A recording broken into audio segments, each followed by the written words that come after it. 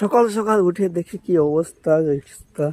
3-4 দিন ভিজে ভিজে যা হয়েছে, গাড়ির অবস্থা খুবই খারাপ। 2500 মনে চলে গেছে, কাদা ফাদা নিয়ে।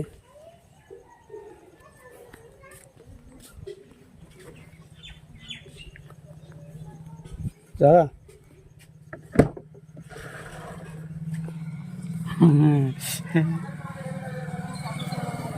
যাও ভিতরে।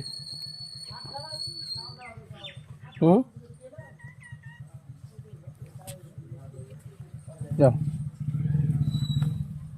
চলো আমি যাচ্ছি যে। আরে কি অবস্থা!